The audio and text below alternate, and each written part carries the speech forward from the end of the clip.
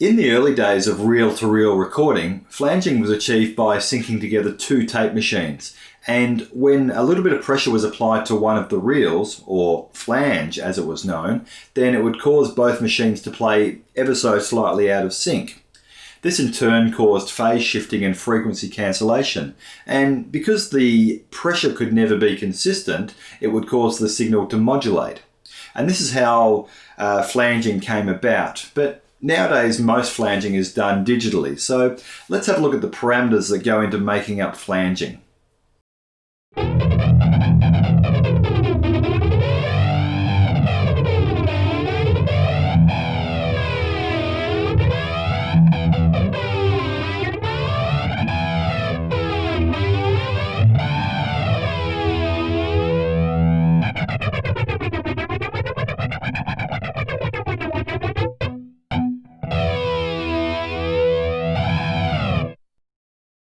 Here we have the MXR 117R flanger pedal, and it was probably one of the first flanger pedals to hit the market, but made quite famous by players such as Edward Van Halen, as it featured on a lot of early Van Halen albums. Let's have a look at the parameters we have here. Now, you're probably familiar with the speed control, which does exactly what it says.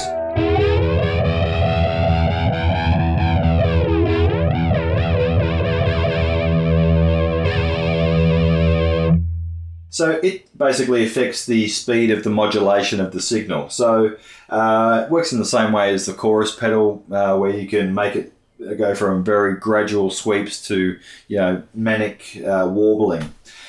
Next we have the regen. Now regen stands for regeneration. This is how much signal is getting fed back into itself. So the flange signal basically gets fed back into itself and can create quite robotic type sound. So it is at its least intense when it's at its minimum there. As I turn it up,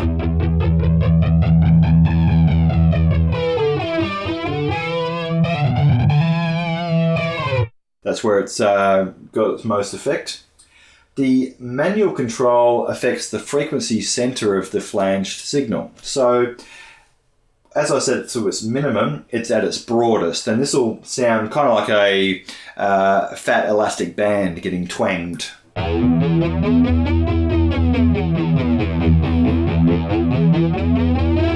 As I turn the manual control up, the signal will thin out.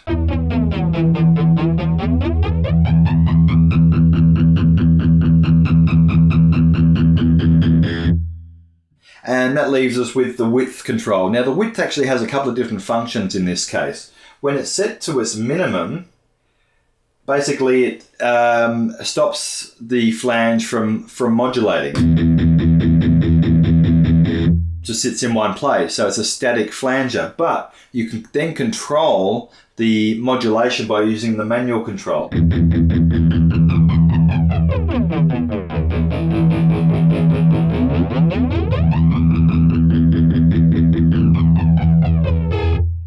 When the width control is set to any value other than 0, it's basically adding a time delay of anywhere from 5 milliseconds to 50 milliseconds into the signal, creating a slightly different tonality. So basically the signal is, if you can have a listen to this.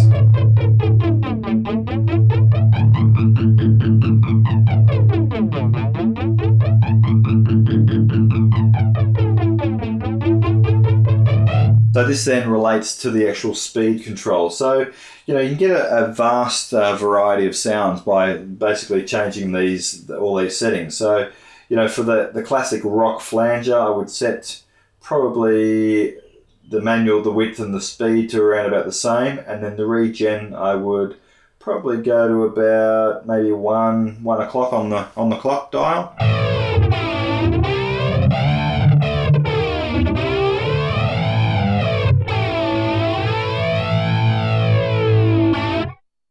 Now, I like to run my flanger after the preamp, but in early days where amplifiers were fairly basic construction, you didn't have a choice other than to run it into the front input of the amplifier, which will give it a slightly more intense sound, and certainly players like Ed Van Halen would run the flanger directly into the front of an amplifier, and you get a much more fat, saturated sound than you do when you run it after the preamp. So experiment with where you want to place the flanger, and to see what works best for you. But I prefer to run it after the preamp.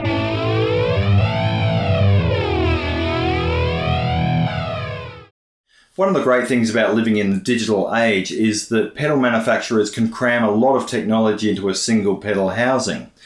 The Marshall Regenerator modulation pedal is one of those such pedals, in that it's got 6 separate modulation effects.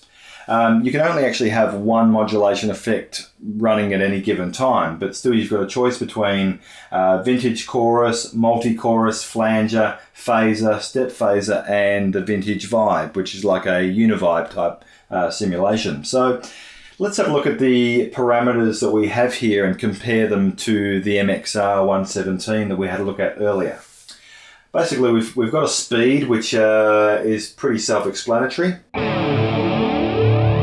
So as we increase the speed, it gets to more of a warble sound, fast modulation. Then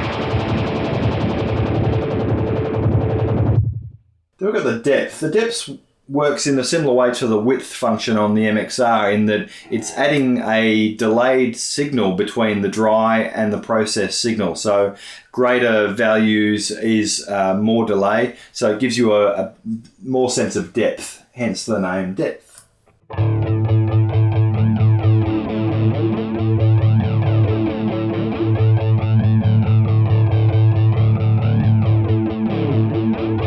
And then regen is exactly the same as the MXR, where it's basically regenerating or feeding a signal back through itself. So high values give us that robotic type sound.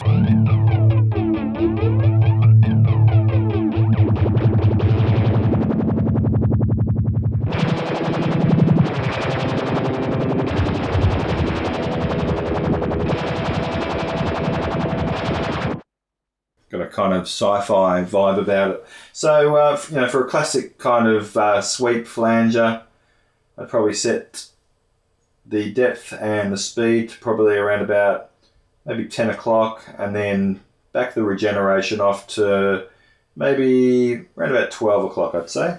Let's have a listen.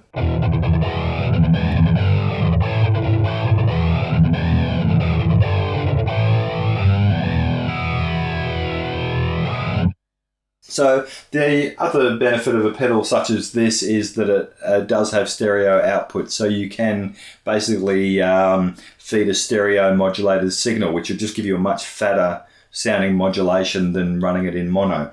But of course you do need a stereo power amp or 2 amps to run this kind of effect in stereo. So that's the Marshall Regenerator.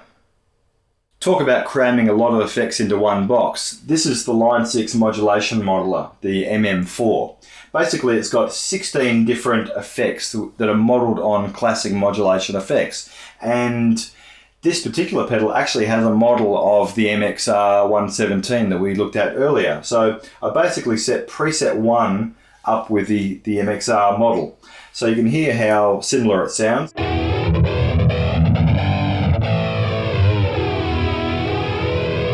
So in the case of controlling the parameters here, you've got a speed and a depth in the same way that the MXR has, but the tweak will affect the regeneration of the signal, whereas the tweeze will affect the manual. So basically the tweeze and the tweak on this pedal have different functions depending on what preset that you select. So for instance, the second preset here, I've got a phaser. So you can set 4 totally different presets, or you can have 4 different variations of the same flanger if you want. So the other great thing about this pedal is it's got stereo inputs as well as stereo outputs, and you can connect an expression pedal to it as well. So there's certain effects in there that you can actually modulate using an external expression pedal. So it's a pretty feature-rich pedal, and probably definitely worth checking out if you want a broad palette of different modulation effects.